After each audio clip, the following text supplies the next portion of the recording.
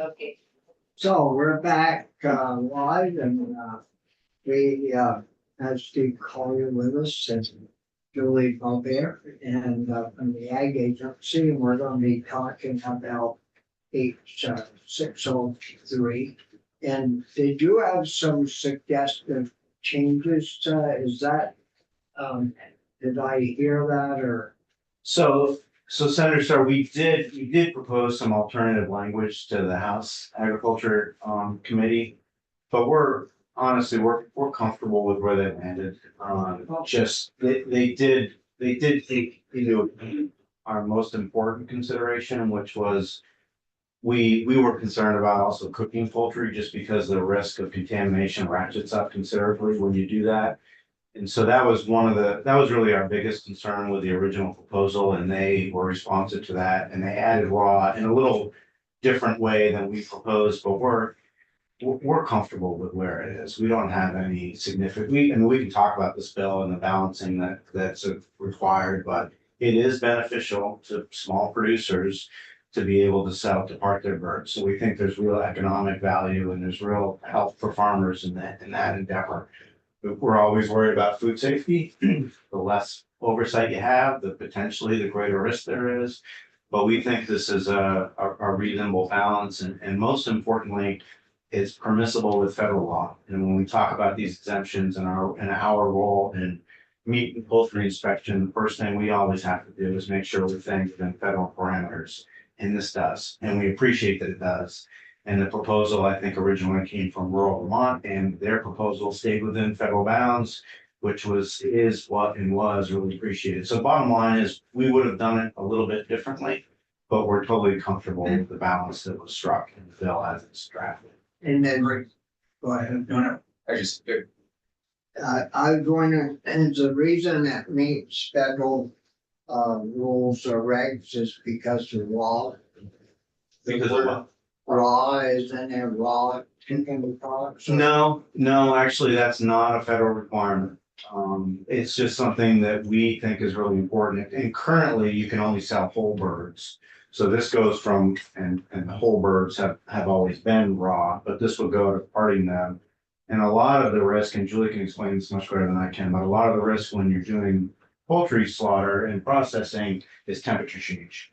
So it's cleanliness, obviously, but when you take the longer that the processing part takes, the slaughter and the processing, the more important it is that you get the temperature right quickly. And so if you involve cooking, you not only have a longer time in processing, but you also, if you don't cook it to the right temperature, you don't kill the bacteria. So we just think it's much safer that they sell raw products, which have to have the label on them saying that they're uninspected, and also have the cooking instructions expressly on the label so that people understand that they need to cook it to the right temperature in order for it to be safe to eat. So, Did you have a question? no, thank you, Mr. Chair. Thank you, Bobby. So we took testimony on Friday from a farmer in Chester who loads a trailer up and drives to Rhode Island to get it processed. And they part them down there, I believe, put them back in the day after, because they have to stay overnight. They drive back. So her testimony to me made it pretty clear that, you're talking about a 3.5 hour trip each way, maybe.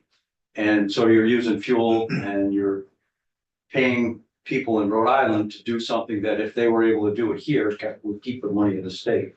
And then we took some testimony from other folks who had further suggestions, and we began to talk as a committee yesterday about the number of birds, whether at 20,000, it becomes a little bit more of a real, not fooling around business kind of thing, versus right now we have 1,000 and 5,000 as threshold, I think, correct?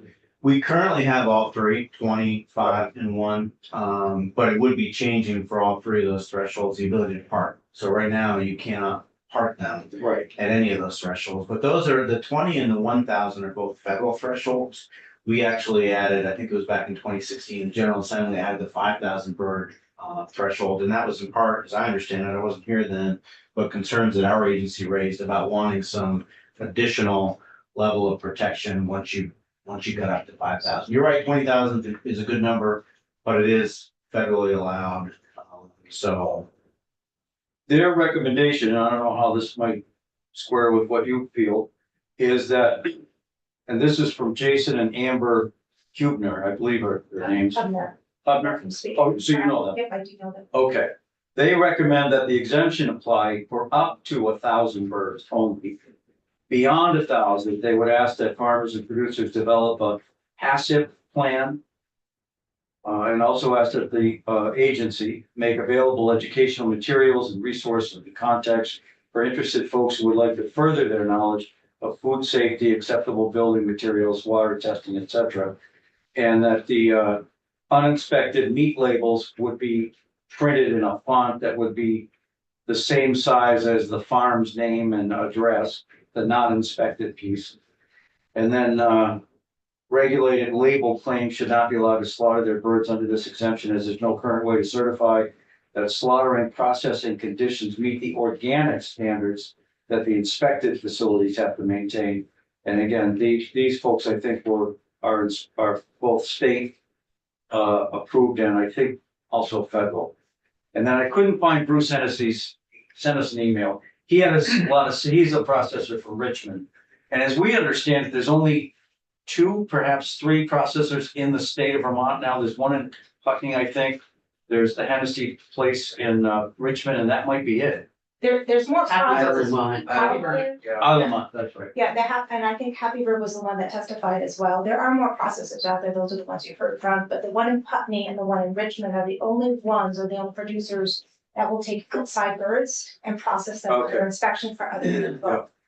And as you heard, we heard some testimony where Maple Wind was like about the same amount of distance as if going over to Rhode Island. So it was, So So many in total is there? there's 7 right now. Yes, yeah. Seven. So there's some that we haven't heard from, but we did hear from Paul Stone, last, I think it was the first. Just turkeys. Day. Yes, who does turkeys. Right. Yes, who's another big federal USDA establishment. So the gentleman from Richmond said that what he appreciated was being inspected because it allowed for, he said, when outside people look at what you're doing, he said, and he gave for example, he said, if I drop a knife or someone drops a knife, he said, the last time somebody came, they told us, you need to wash your hands too. And he said, we knew we had to move that, but he said, we just didn't think about that. There aren't that many of these. What do you say to somebody like him that cranks up the idea of having these places inspected? So we're regulatory, we want everybody to be inspected. I mean, we think that's the safest way to reduce poultry. You have a HACCP plan, is what he explained, which is a scientific program that ensures that everything is written as intended to ensure the pathogens of Salmonella and Campylobacter are going to be addressed. Those are the hazards within that HACCP plan. So if they're reasonably likely to occur, they're going to have critical control points that are going to address those hazards. They're going to have scientific ways to reduce those hazards within that regulatory realm.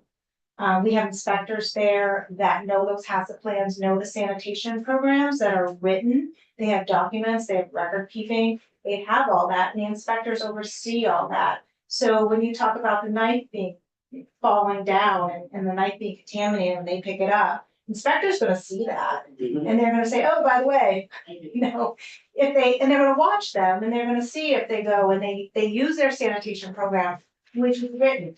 And it says, okay, you drop a knife, what do? You go and you take it to the hot sink, you soap and water, then you put it in a sandy bucket. Make sure it's all, and you might wanna change your gloves. If you get dirt on your apron, you're gonna wash your apron. There's all these steps you need to take. So that's what Bruce was explaining, and it's a huge deal to be under inspection. So would this bill do that? Or, No, so if we wanted a HACCP plan and if we wanted it to be inspected, we would have to add something. so, yeah, so overall, these people under the exemption, we hope that they grow. They hope that they expand, and as doing that, they come under inspection, whether it be under our program, whether it be under the USDA program. And if they do come under our program, we now have the Cooperative Interstate Shipment Program, which is a federal program within our state, which is a huge deal. We had the testimony of three, I believe it was three, poultry exempt producers that are now two are USDA and one is under the CIS program. And we see some of these bigger places like those people in Rhode Island, and they're Yep. building a facility, I'm assuming they're doing over the 1,000. And as they grow and produce more, we're hoping that they come under inspection, because it's gonna give them more marketing availability. But didn't someone testify this year that there was a company that was building a mobile slaughter facility or something? That was brought up in the last testimony, I believe, Carolyn, from rural Vermont. So we are working with a gentleman right now that is a custom Sure. slaughter mobile unit. So what that is gonna do, it's gonna go to farm, and it's going to be able to slaughter animals on the farm that for an owner. So you know how we have the on-farm slaughter? People go and they can buy a live animal, they can have an itinerant slaughter, they can slaughter themselves. This gentleman will be under custom exempt, so he'll be within our rules, under our licensing, and he will be doing that for the owner, and then bringing the carcasses. This is livestock though, has nothing, Not chicken. not poultry, it's all, See, this we is had a livestock. chicken. We deal, did, And, I mean, it went broke basically. And somebody up in Glover ended up buying it. Yeah. And I don't think anybody just sits here. So there can't be a whole lot of money in chicken processing. I mean, it must take a lot of birds or something. In the market, for this exemption, importantly, the market's really restricted. It's only direct sales. So you can sell from farmer's market, you can sell to restaurants who also have to disclose, and you can sell from your farm. But to your question, Senator Westman, it's definitely, we think, better to have an inspected facility. But we also need. No, I understand. Yeah. So can I follow up Sure. on your, so that, and I agree. What sort of a burden, financially and otherwise, would it make for a small farmer, for instance, the gal from Chester, who had 750 birds one year, they wanted to double that to 1,500, to become inspectable and also to have the HACCP plan? Is it very, very expensive? Is it a pretty large burden for someone that doesn't do that now? Well, I'll take an initial stab and then Julie can probably fill it in better, but the biggest difference from my perspective in the under 1,000 in inspection, you don't even need a facility under 1,000.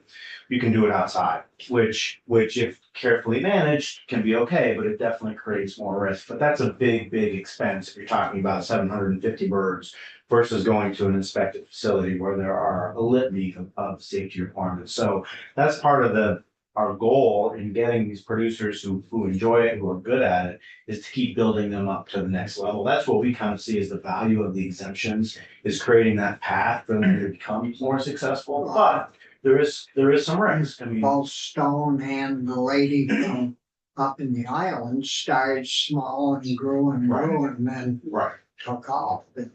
And the under 20 exemption, does have, you do have to follow a lot of federal safety requirements as part of that. Now, Right. we're not there monitoring it, so that's quite different. But they do have to, and we can respond at any place. It's just that the under 1,000 folks, we don't even know who they are.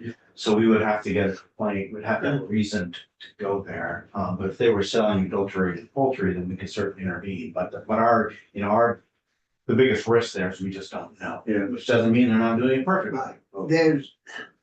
I think our issue is, or mine is for 1,000 birds, that's 20 a week, right? Yeah. But 20,000 birds would be 400 a week. Well, there's a vast difference between doing your few birds and going to a farmer's market 1 or 2 days a week. But if you start doing 400, you know, and you don't run 7 days, that's for sure, so, you know, you're talking, a regular slaughter facility and a pretty good sized business. And there should be I mean, we've been chatting about there's a soft landing there somewhere that should work fine, but once you get beyond the soft landing, there ought to be some type of Well, regulations in there that aren't hard to meet, but they even, get, even your 5,000 birds is about 100 from it's that's a big jump from 20 to 100. yeah, and so if we went to the 100 a week, you know, that's 20 every day or more, and 25 birds. I don't know, we had one person, didn't they tell us they sold about 20 whole birds at a farmer's market? Yeah, I think so. Yeah, One of the witnesses. Yeah. And so if they sell, you know, 25 today and 25 tomorrow, it's still only up to 50. And so there, I don't know, we talked about altering that. I don't know if we will, or if there's consensus to do that, because we're still just Right. taking. Do you deal with the slaughter stuff a lot? With poultry slaughter, yes, and we have people call in quite frequently and ask questions, and we help them, we educate them, and we'll even provide technical service on site. Actually, I just did that yesterday, I was up in Franklin County with an itinerant, non-itinerant, an exempt poultry producer that wants to come under inspection in 2025. She's gonna continue this year. Just got a new place and wanted us to take a look at it, which is thrilling for us, and we will do that. And yeah, traveled on those bad roads yesterday, saw a couple of accidents, but we got there and, yeah, so, and she's very anxious to, you know, come under inspection. She wants to. How many birds? She does, she's in the over 1,000, so she has to have a facility. Or, you know, not the facility at the extent of what a 20,000. Facility is like, because that basically you might as well come under inspection. It meets all the regulatory requirements. You know, under 416, it just doesn't have a written sanitation program, it doesn't have a food safety HACCP plan, but it meets everything else. So I would think, and we thought about this too, we talked about this in the very beginning too, we thought the 20,000 birds, when you're doing that many, then you're gonna hurt them, and you can only sell them in just a few places. Oh, why not come under inspection at that point? Do you mind if I ask Julie a question about? Well, she might. Do you know if we have anybody in the No. exempt category that's anywhere close to 20,000? No, we don't have anybody close to 5,000, I believe. I think it's right around the average, about 3. So if we topped it off up around the 5. Now, this person up in Malberg or Highgate, how many birds are they planting? Are you talking about the CIS, the happy birds I up in think they're Austin? doing it in Oh, yesterday Iowa. up in Franklin. Frank, Like I said, they're over the 1,000. So not to 5. they're not up to 5. No, they're not anywhere near. How up much to 5. does, well, we've got the 3, the Iowa one, Richmond, and the one in Wyndham County, in Wyndham Yeah. County. Okay. How much do they all do? Well, I think they testified how much, but the one in Isle of Lamont is under inspection, and the one in Chester is under inspection. And they all have an incentive to be under inspection, Yeah. because then they can increase their market, and they don't. Well, the And guy this in is- Richmond said that he welcomed the inspections, that everybody Yes. was great, and they helped him work through the stuff. Yeah. And he just said Yeah. that a third party coming in, taking a look, helped him think about how to do this better, and he appreciated Right. that. So there was nothing that sounded to me advantageous or adversarial in this process, but it really was how do we just do the right thing? Right. And Julie's team was fantastic about educating people and encouraging them to get to the next step. The CIS program's only, what, 2 years old, I think? Well, since 2020, but our first account or our first establishment came out in 2021. We have 7 now establishments under our cooperative. So relationship. That allows state inspected folks to sell interstate, which is Yes. great. But what does it take to get a passive plan? Yeah. Oh, we'll work with you with that. We have great support people that will go out and sit down with people. We have guidelines on our website that take you through step by step on how to write a HACCP plan. We even have But is it like a 2-month process, a 10-hour process? How long is it? it depends on how quickly you want to get. I mean, we can Okay. have it done yeah. So It's the building, isn't it? it's the building that probably would take the most time. Okay. The written plans, with our help and our assistance, we even have outside people that will, for a fee, they will come in and write a HACCP plan for you. I see. So it's, Not that arduous. it's no, Yeah. it's not, it's what the hard part is following it. The hard part is knowing what's in it. You know, and reading it and being able to document, record keep everything that it says. But it's their plan, it's their scientific way to show that they're doing a good job on processing. So the birds. in this, you go over 1,000, do you have to have a HACCP plan then? Under the exemption, no, No, you don't have to have any written program or even a written sanitary program under the exemption. It would be a good Yeah. idea, but under the idea that the chair brought up in kind of, instead of doing this in cliffs, if you were gonna, You keep building up. you keep building up. How hard would it be if we said, if you go over 1,000 to the 5,000 range, that you gotta attempt to put together a plan? I mean, it wouldn't be that hard if we help them. And if that's something they want to do, because USDA does not require it. Even though we can be more strict, but USDA does not require that. I wouldn't go as low as Now, that. or whatever it is, yeah. Just whatever it is, just pick your, Thanks, Michelle. Would you remind me, what do we do with whole birds now in terms of the exemption number? Is a whole bird? It's the- Wait, it's all. Yeah, it's the same, It's the exact yeah, same. exact same. I think, or Brian, Thanks. Well, I'll just speak for myself, but I think I'm hearing kindred thoughts. What I don't wanna do is take someone that's doing pretty well now, like Taylor down in Chester, and having to drive to Rhode Island with her daughter in the car and the whole thing. Yeah. I don't wanna mess them up and have government come in and ruin it for her. Mhm. But I also think that we could fashion something in between somewhere, so that maybe we only allow the parts situation to happen at 1,000 and 5,000. Leave the whole birds alone at 20. I think that's Yeah. okay. And somehow help them understand that we're not pushing regulations down their throat, that we're really just trying to help them grow and build and be more, Profitable and. Yeah. Yeah. so does that sound like?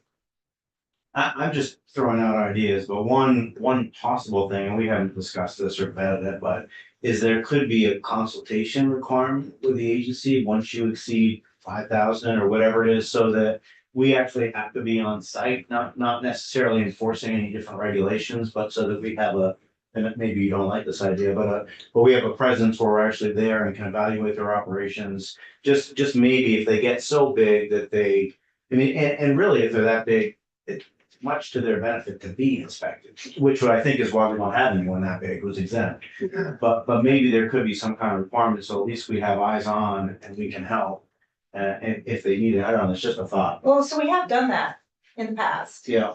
For some of our exempt poultry producers and help them and show them what inspection is all about. And we walk them through it, we walk them through the process. is the big issue, for these people, like having adequate hot water and having adequate quick freeze or freezer space, because if you're gonna slaughter, 500 chickens, and only gonna sell maybe 50 on the weekend, they've gotta be frozen or something. The slaughter facilities we have at present, what do they do for hot water and what do they do for? So the exempt Waste. poultry producers? So under the 1,000, I have no idea. No, because they don't have sanitary requirements. Hmm. Right now, But the lady in Albert or up in the islands, under inspection, she's under. inspection, So what? they have all that, they have to have hot and cold running water. Yeah, they have to have, Freezer space. freezer space, they have to be able to, chill those birds down in a amount of time, that regulation requires. Once How they're does that chilled, happen? so they use chill tanks, so they use an ice water bath. So once the birds are slaughtered, they go into an ice bath and they chill, and then once they get down to temperature, and that's like within like a half a day, they're ready to be removed. And while they're doing that, they're cleaning and they're taking care of, the slaughter and what happened, and cleaning everything. Then those birds are taken out and then they're processed. Or they're stored in refrigeration and processed the next day. That happens with most of the facilities, depending on how much they do, like, with Maple Wind, they have an air chiller, so when they're slaughtering and everything goes right into, containers and it goes directly into a cooler, they use a data logger that shows that the temperatures are coming down, but again, that's under inspection. Yeah. Yeah, Well, I'm curious to see the contrast here, because when we talk about right to repair, we hear that there's been no grievances. Do we have grievances about chicken farmers that are not inspected? Do we have lots of complaints or any complaints coming into the ag agency that I got sick from chicken from this farmer's market, you better go and inspect them? I wanna make sure that we're addressing a problem that exists, because I'm not hearing that people are complaining about X chicken farm that sells at Y farmer's market isn't doing something right. I would think every one of these farmers would do the best that they can to make sure that a customer doesn't get sick, because that will ruin them and the industry in Vermont. and that's the bottom line, because they're selling to a consumer, so they wanna do the best they can. No, look at them in the eye, right? They're not gonna sell them something, No, you know, wasn't I- properly sold, right?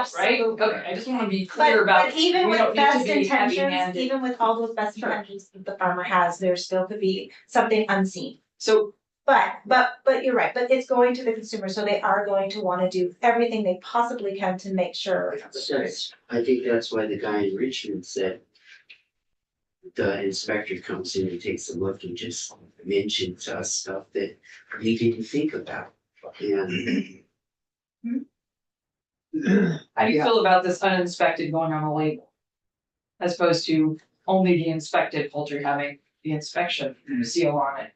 That's As long as it's on the label, as long as uninspected with the statute is on the label and the safe handling is there. Yeah. And the parts are on that label, Okay. because we have to be specific of what part that they're selling. Okay. As long as that's all there, I'm okay with it. See, we've had uninspected chicken for years in restaurants. You know, Sure, yeah. Yeah. It's on the menu. Absolutely. and, Yeah. I mean, if there was a problem out there, somebody would have heard about it. And, Oh, you know, sure. these people they're doing an excellent job, but they're still small.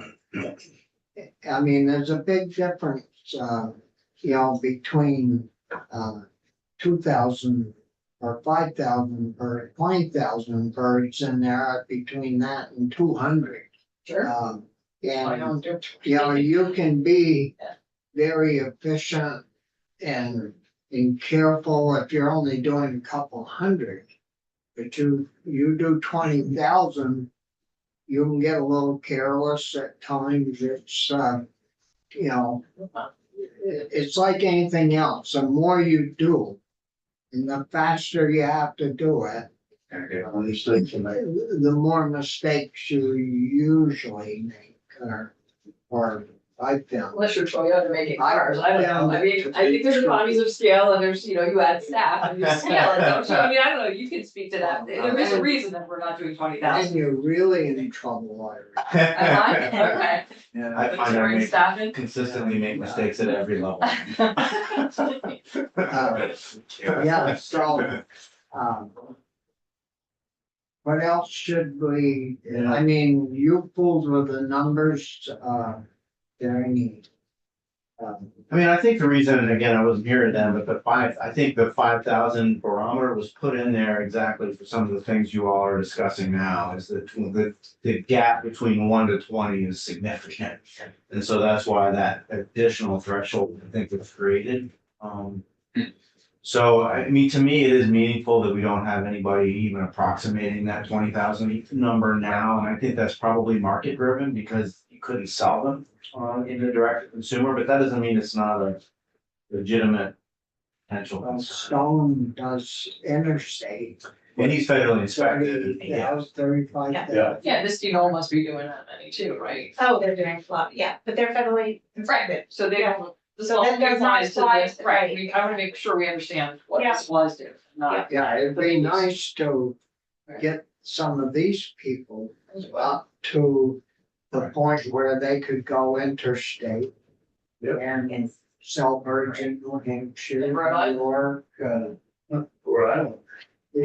And that, like that point, it's all about resources and to the extent that we can find resources to help people get to that next level so that they can be intrastate and or interstate. Like that's something we all agree that we need more capacity. We shouldn't have people driving through, not that it's a bad thing, but shouldn't have people needing to drive to Rhode Island to go to a federal places, Rhode Island. Everyone else is going to Maine.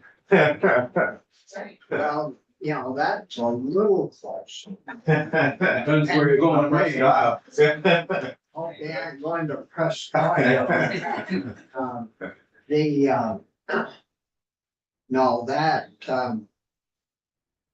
working lands, with that grant program, We have, help us slaughter, to build a slaughter facility or? we've had a lot of initiatives to try to do that. You approved 2.3 million, I think it was last year from meat, maple and produce. Yeah.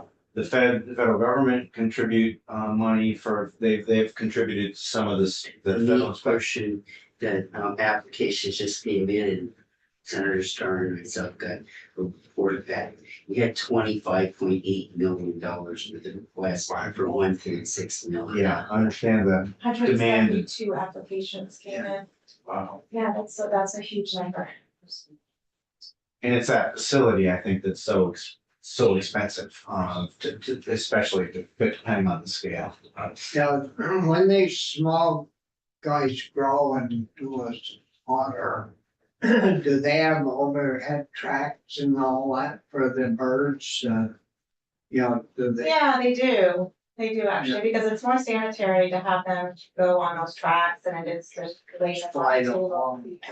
Yeah, you can be cross contaminating and, yeah. And, Use that drone. yeah. I love it. And they're automated too. Most of them are automated. any estimate on what it costs to set up a small bird slaughter facility? Have you done any figuring on that? So we've had some smaller facilities that have had like these units that have come in. We have one in Charlotte that has a small unit. They're one of our newest ones and I think that one was pretty pricey. It was like, I think upward to 100,000 for everything. Is it portable? It's not portable, it's stationary. It's just like a little unit and it You has. buy it as. Yeah, it has like the dirty side, which is the kill side, and then it has these curtains, and then it has the evisceration, and then it has a walk-in cooler because they do air chilled as well. So yeah, it was brand new though too when it came from out of state. There are, like yesterday, the person I went to, they're looking at an old milking dairy facility that meets really all the requirements that we need. It just needs some good scrubbing. It needs some walls put up. Like It will- milk cows, you mean? or- Yeah, an old milk house, yeah. You know, even one of the tanks we looked at and thought, oh, this could probably be used just as a chill tank. You know, it's stainless steel, they just open up, you know, put the ice in, the water, and it can be used as a chill tank. So a lot of what she's doing, there's gonna be minimal requirements, they have a septic system, they, with poultry, you know, they can have a tank to have the gray water go into under the regulatory agricultural practices. And then they can use that to spread on the field, so, and it has a bathroom, it has an office, it has everything needed. Yeah. So just something, basically, yeah, so we're looking into that.